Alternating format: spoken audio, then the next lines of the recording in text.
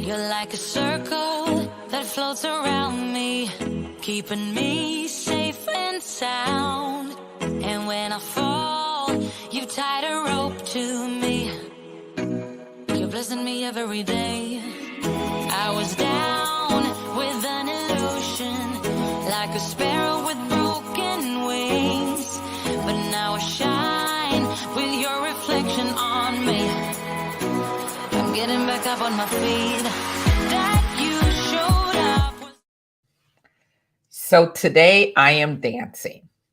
I'm starting off our show, Inclusion Unscripted Live, and I'm dancing today. So today's a dance day.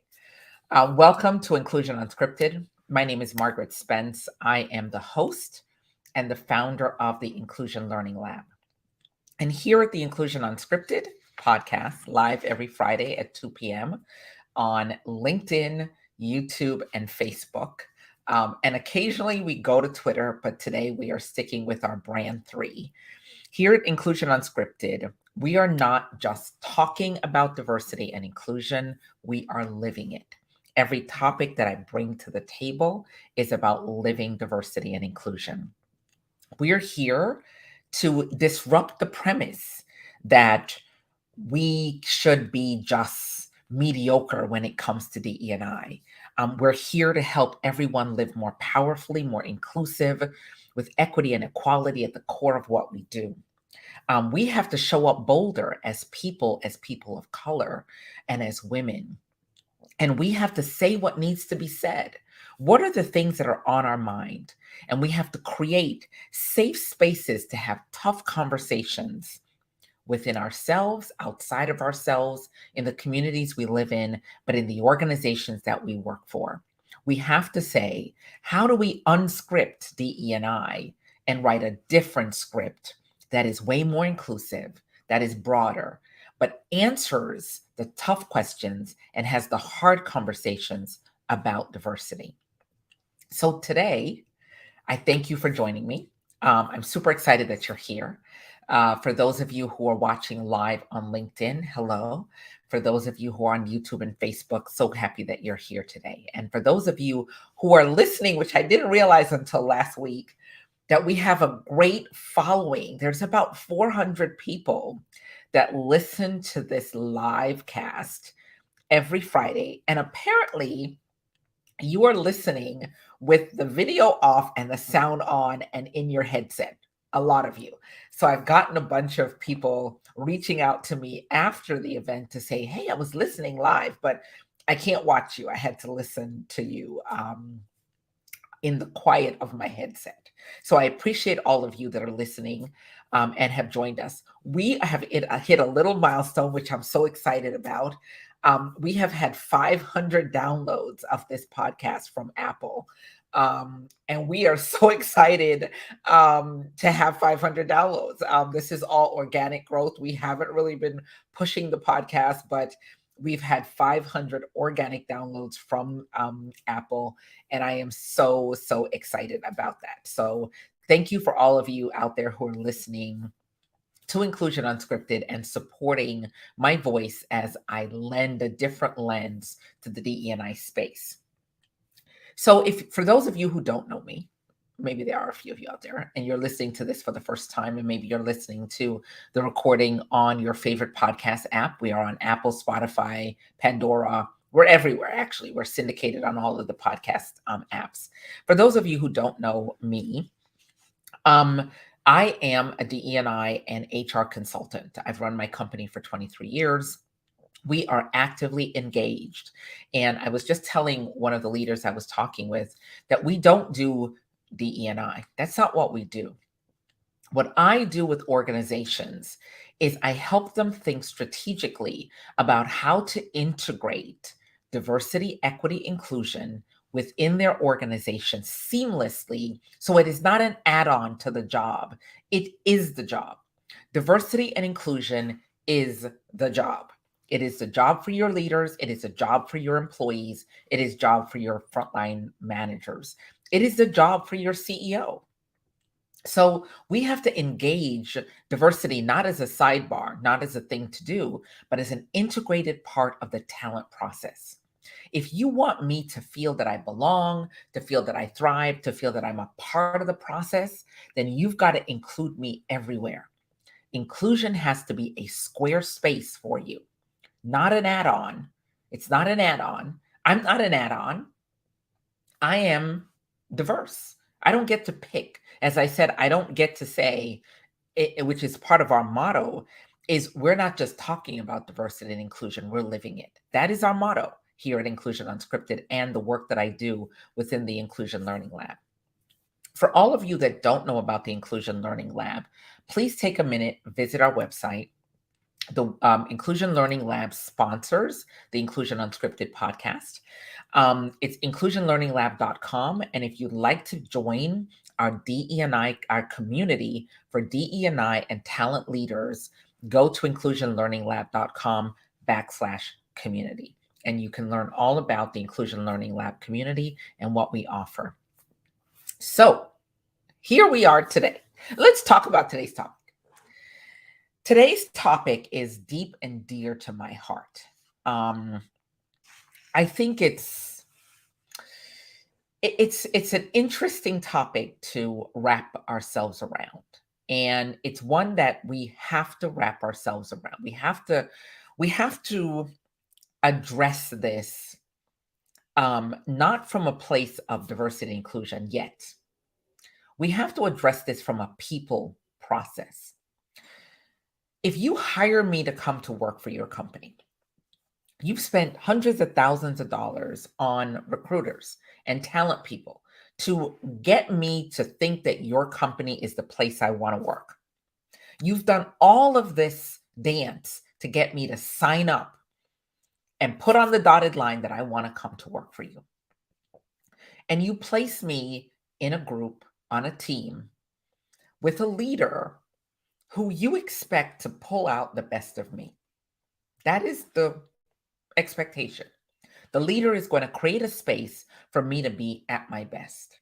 The question that I always ask organizations, and I ask it as a routine, when you are at your best, most inclusive self, who do you want to become?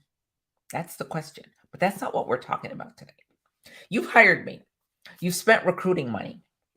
You've gone through all the dance of recruiting, all of this, of the recruiting process, right? And at the end of the day, your leader, your supervisor, your manager, your folks that are there to groom and grow me, don't believe in me as a person. Oh, yes, that's where we're going today. So the question for today's episode is this simple. Who believes in you? That is the question today. Who believes in you? If I were to ask you very specifically, as a diverse person, who believes in you? Not your parents, not your family, not your friends, none of those people. On the team that you work on right now, every day, do the people on that team believe in you? I'm going to ask the question. Do they believe in you? Let me share for a second. 2018, I wrote an amazing book called Inclusion Leadership Self-Transformation. And there are 52 questions, and the book is available on Amazon for all of you who want to look at it. It's called Leadership Self-Transformation. 52 career-defining questions every high-achieving woman must answer. This was my third book. I'm working on book 4. And so I've gone back to revisit the questions I asked in the book, which were really geared towards women. And I've gone back to revisit the book as I'm writing my 4th book called What's Your Possible is the 4th book. And I wanted to ask some of the questions through the lens of DE&I, because when I wrote the book, I wrote it through the lens of women only. Now I'm taking this content and looking at it through the lens of diversity and inclusion. And so asking yourself who believes in you is the most critical step that you can ask your leaders and evaluate from your lens the leaders who you are working for. The managers, the supervisors, the executives, all of them. Do they believe in your capability? Do they believe that you are a strong member of the team? Do they believe that your contribution is worthy? Do they believe that every day when you show up, whether you're in person or you are virtual, do they believe in your possibilities? Because here's what I know as a person of color. The reason that I've gotten to where I am right now is because people believed in me. They believed in my capability. They believed in my contribution. They believed in my ability to carry things from point A to point B. My clients that I have now that I work with, and the clients that I've worked with over the last 23 years, they believed in me. They believed in my capability. They believed in my ability. And even when we disagreed, and I said, okay, you want to do this a different way than I want you to do it? Great, no problem. Even when we disagreed, my capability never came into question. We disagreed on substance. We disagreed on maybe execution of a process, but we never disagreed on my capability. But here's what I know as a woman first. Many of us as women are sitting on teams working for leaders who don't believe that women are capable. Let me say that again. I'm going to pull that one up a little bit more. Many of you are working on teams where your leaders do not feel that you are capable of anything beyond what the task that they've given you to do. And we show up every day to these work environments expecting that we're going to be able to grow our careers, expecting that we're going to be able to diversify the operation, believing that our contribution will be seen and valued and appreciated, when the reality is the person you're working for does not believe in you. We'll pause. I'm going to let you all stew on that for a minute. The truth, most of you are working in environments where they don't believe in your capability.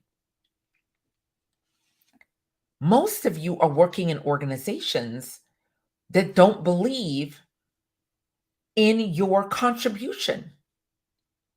Many, many, many, many of you are working for leaders who do not see you as capable beyond the role you're in. And a lot of you, 80% of you, are viewed as tactical tacticians. You are viewed as initiative drivers and not strategic change agents. And because the lens that is being looked at you is, oh, she will execute the plan that I put forward, you are never being believed in, and nobody sees your purpose beyond where you are right now. And so oftentimes we feel stuck in the role, we feel stuck in the organization, we feel stuck in the process, when the reality for most of us is nobody on your team or in your organization believes in you. Let's flip the lens a little bit now. Let's talk about diversity, equity, equality, inclusion, belonging, thriving, all the words, justice, Jedi, all the things that you guys want to give to the DE&I process, right? Let's talk through that.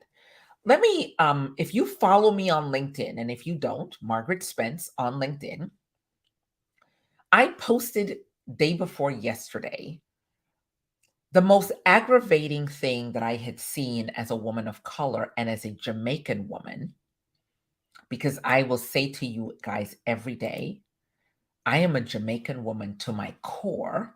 There's nothing there. If you don't want to hear about my Jamaicanisms, that's fine. Don't listen. It's who I am. It's my core. It's what makes me the person that I am. It's that I stand in to stand here. So Sheryl Lee Ralph won the Emmy. And when she won the Emmy, there was a posting of Sheryl Lee Ralph on the New York Times, no, the LA Times. Let me rephrase. It was posted on the LA Times, and it was posted at Salon. And I'm going to sort of hold it up here so that you all can see it. The LA Times had an article on their website with Sheryl Lee Ralph's photo. And at the top of it, it said, 2022 Emmys. Do the awards still matter in a TV business under siege? That was the first one. And the second one was, again, Sheryl Lee Ralph's photo. And the caption was, enduring the Emmys, have award shows as we've known them outlived their purpose? Yeah.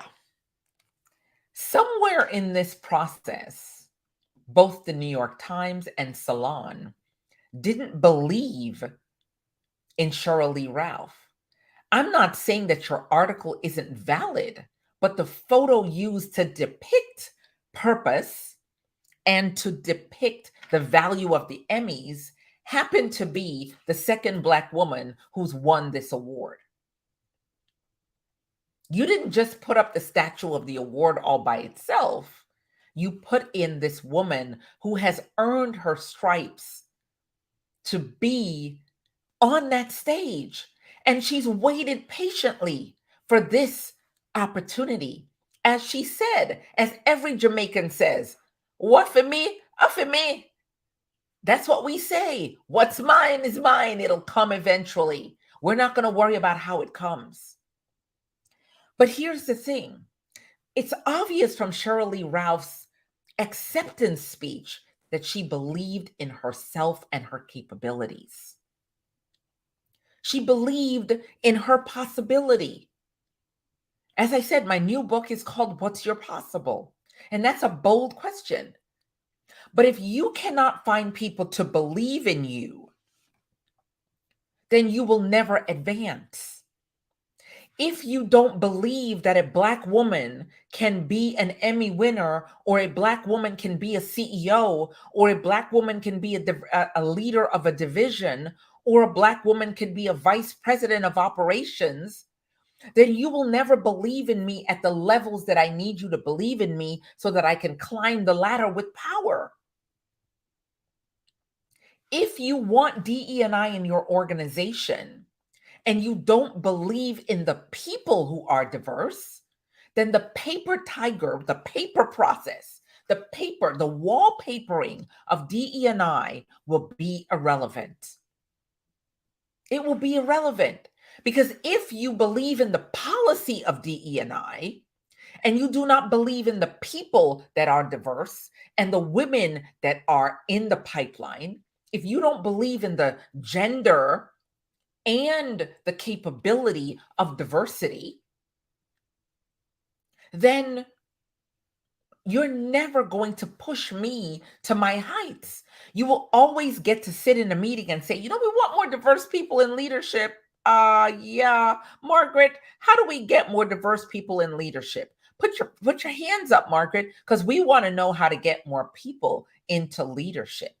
We want to know how to hire more Black people, more brown people, more Hispanic, more Asian, more Native American, more LGBTQ people. We want to know how to do that.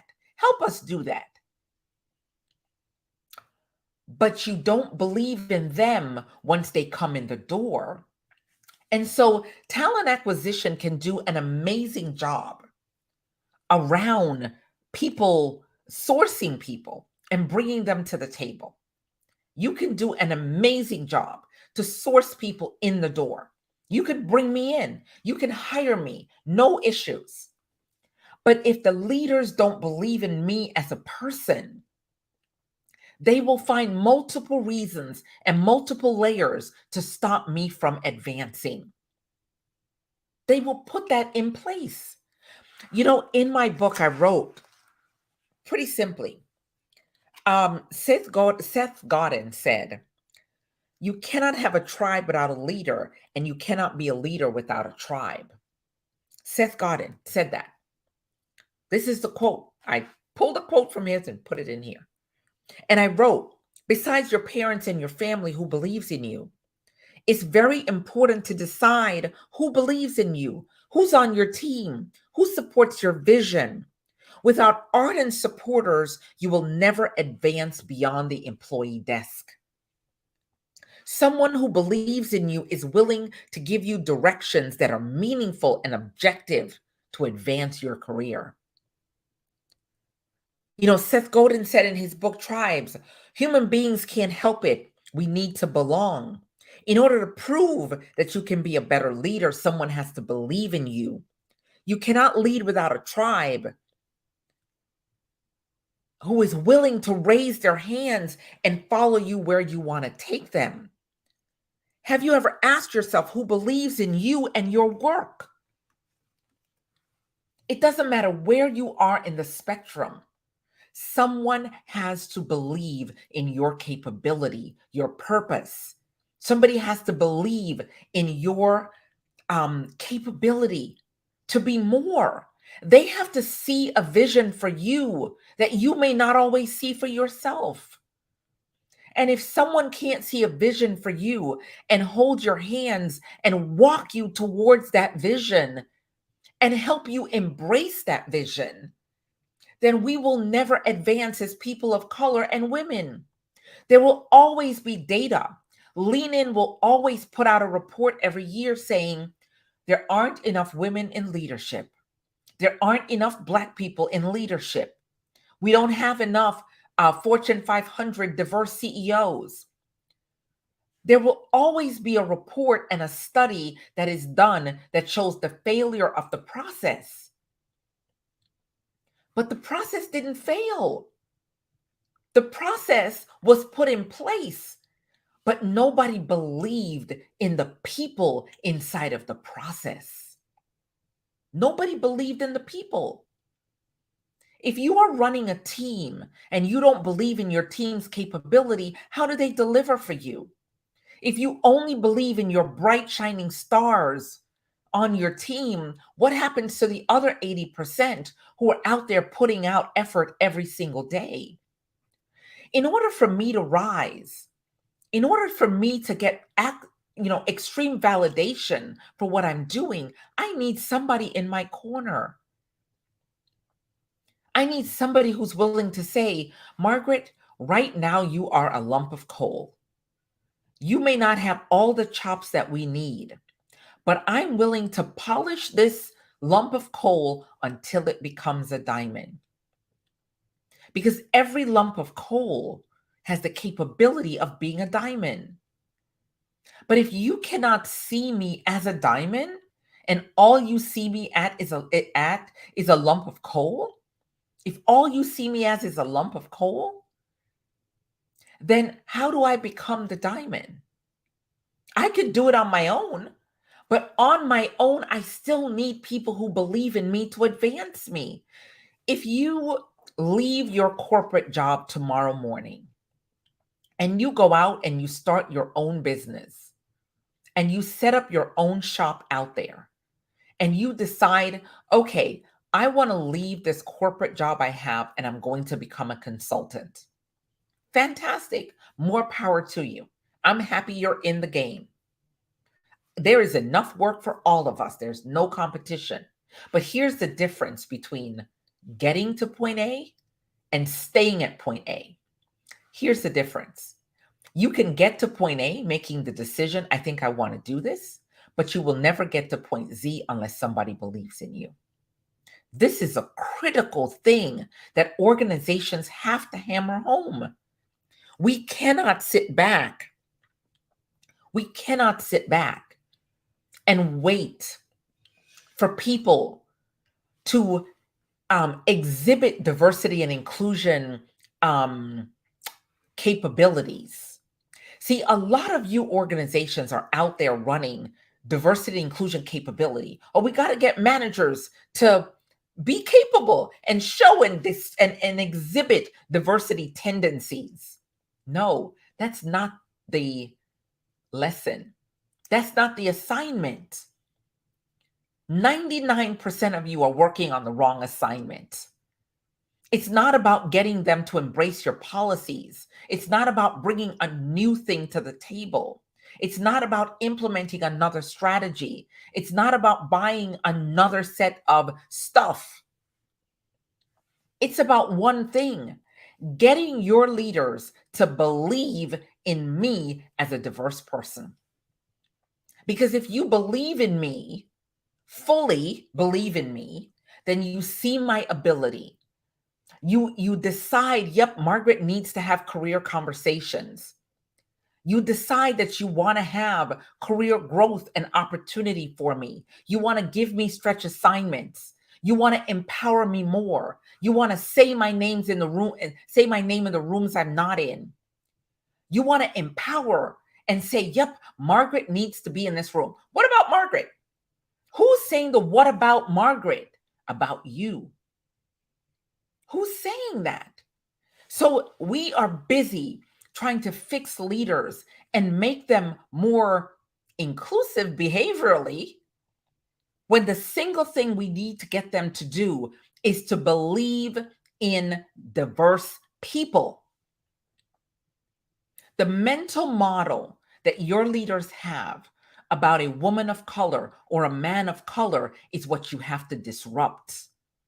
They have a mental model that I don't want to be promoted.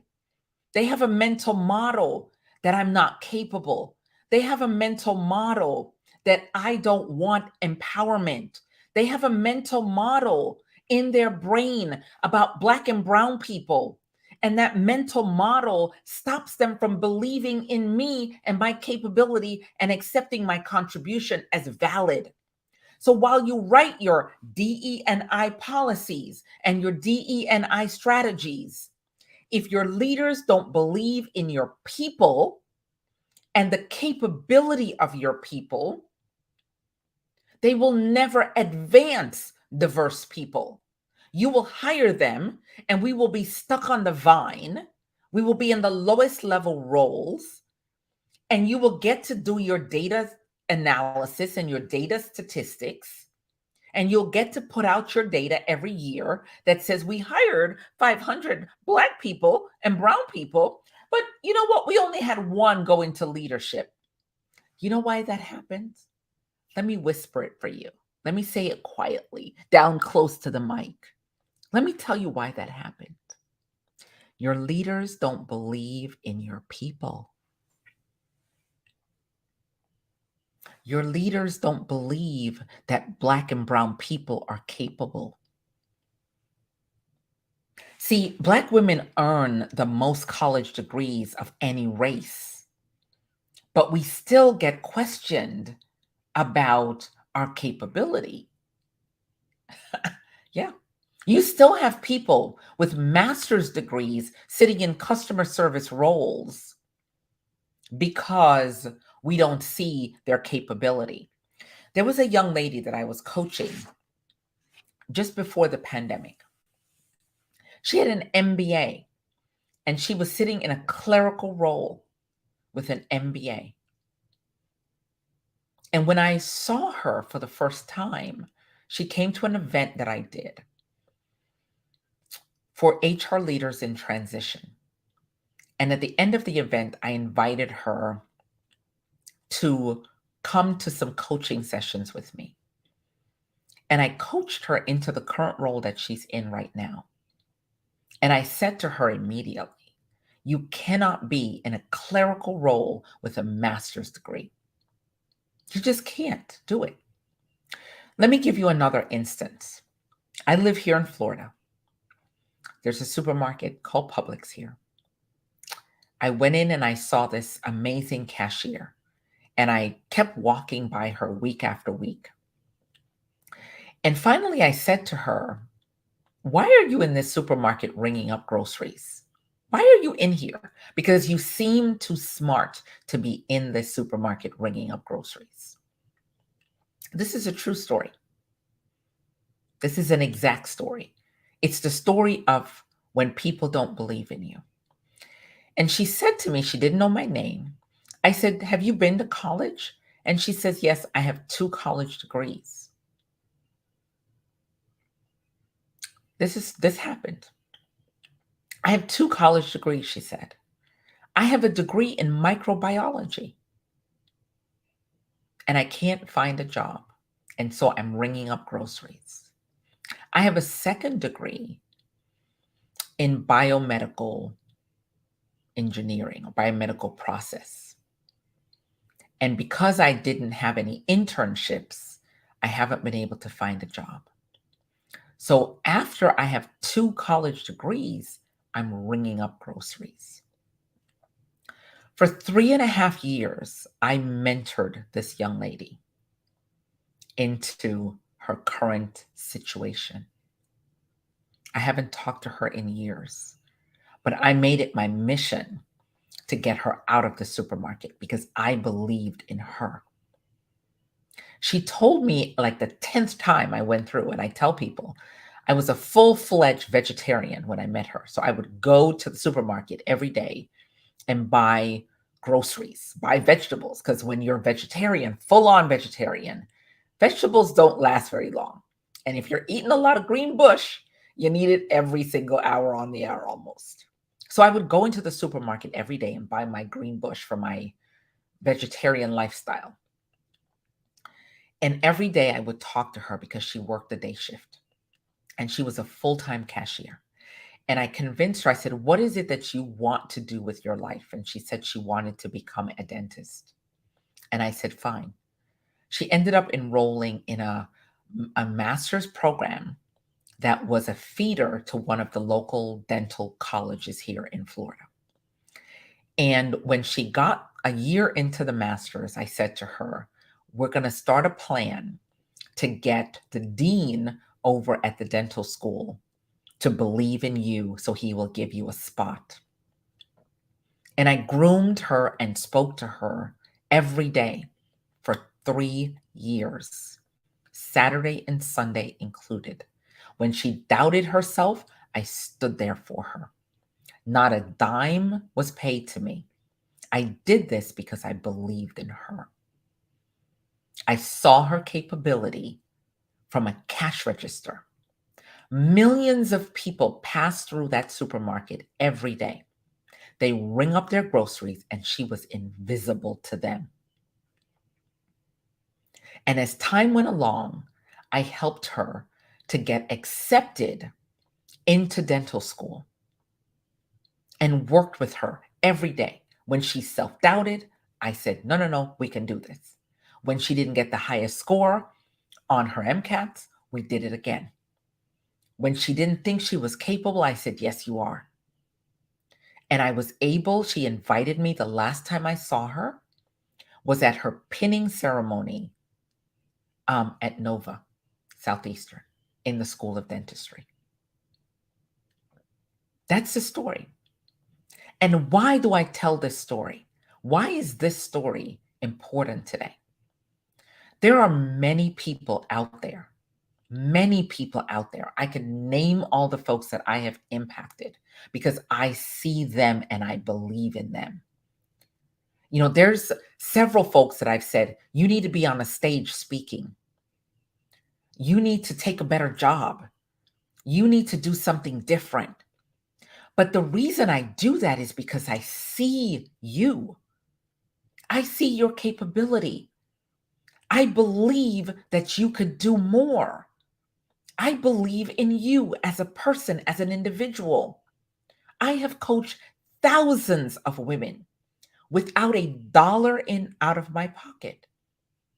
Because a mission for me, a personal mission for me, is seeing people and believing in them. Because once I believed in that person, they began to believe in themselves. They began to believe in their own capability. They began to build a vision. They began to say to themselves, I can do this. So the issue that we try to solve of diversity and inclusion is not the issue we need to solve. There are thousands and thousands and thousands of capable, amazing, diverse people and women in this workforce who are capable, but we don't see them. We would rather write another freaking diversity policy, buy another stupid system, create another layer of BS, rather than addressing the issue. If your leaders don't believe in your people, whether they are young coming in the door for the first time as a brand new talent, or if they have been a seasoned talent for years, if they don't believe in them, they will never advance them. You see, we need mentors who clean us up. We need sponsors who say, Margaret, I believe in your capability. I believe in you. But here's what we need from your leaders. We need your leaders to champion and believe in the people. Believe in the people. Believe in the people's capability. Believe in their ability to rise. It's not about getting a new job title, getting promoted, moving up in the organization. That's not what it's about. It's about believing in me so that I can be empowered to believe in myself. Let me tell you a small other story. When I started this business, I was a director of HR, and I decided to leave the director of HR role to start this business. And I reached out to my insurance agent. His name is Tony Abella. I say his name all the time. He was the head of the Arthur J. Gallagher office in Miami. And I called him and I said, Tony, I'm going to start a business. I don't have a client. I don't know how I'm going to get from point A to point B, but I am putting in my resignation today. And I am starting this now. And Tony said to me, I'll give you your first client. I will give you your first client. I'm going to go into my Rolodex of clients and I'm going to find one that needs your help from an HR standpoint. And you figure out what you're going to charge. You figure out how this is going to look, and I'm going to get you your first client. And this man went out on a limb and called people in his network. And he got me my first client. I am 23 years in. It has been people getting me clients, people believing in me, people empowering me, people saying you can do it. And even when I doubted and I hit brick walls and I couldn't go forward and I couldn't move the needle, and I watched my white counterparts moving the needle because they were able to get investments and cash and stuff, I still stuck with it. I stood because people believed in me. Every client I've had believed in me. I have one client that I have had for 23 years. One client. That was my second client that I got. And he is still a client today. Still today.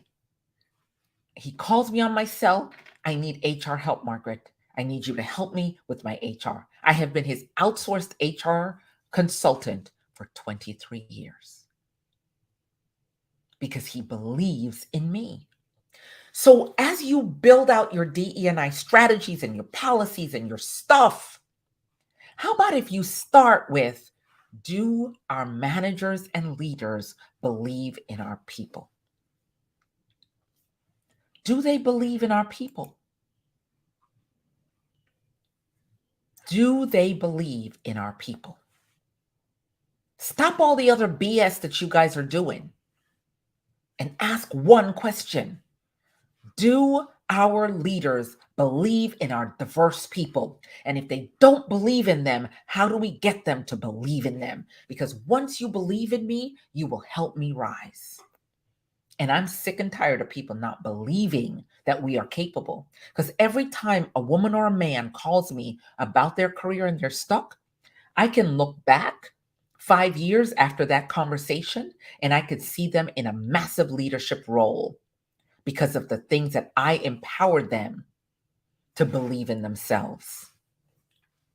So before I wrap up today, thank you all for joining me. Jeffrey, appreciate your comment. Excellent. Thank you. Maxine, oh my God, I love you, Maxine. Margaret, you're a mentor par excellence. Thank you. Sabrina, love you, Sabrina. Thank you for giving me our congratulations on getting our 500 downloads. I'm so excited there. And you are an amazing leader and a beacon in the insurance industry. I believed in you the first day I saw you. And it's about getting our leaders to believe in us. It is. So I want to tell you guys a little bit before I go. We, on Wednesday, September 21st, we have an open forum. It's called Third Wednesday. Open forum on DE&I. This Wednesday coming up, our topic is DE&I data storytelling. I have built out a comprehensive course on how to take DE&I data and turn it into storytelling, a storytelling process focused on DE&I data, and to transition that into making change happen in organizations. We can't just regurgitate data within our organizations. We have to learn how to tell better stories with our data because our data is our people. So join me on Wednesday next week at 1 p.m. Eastern. I'm going to post it into LinkedIn so you all can join. I may do it as a live so that everybody can watch the DE&I data storytelling program. And we are looking forward to having you on Wednesday. It is on our website, inclusionlearninglab.com. /events, and you will be able to register for the program on Wednesday, September 21st. If you're watching this after the fact, we have recordings from our events. So thank you again for joining Inclusion Unscripted. I will see you all next week. I have a guest next week, and we are going to talk about purpose. Next week's episode is about purpose, finding your purpose within a sea of possibilities. See you next week. Have a wonderful, wonderful week ahead. Take care. You're like a circle that floats around me, keeping me safe and sound. And when I fall, you tied a rope to me. You're blessing me every day. I was down with an illusion, like a sparrow with broken wings, but now I shine with your reflection on me. I'm getting back up on my feet. That you showed up. See you next Friday.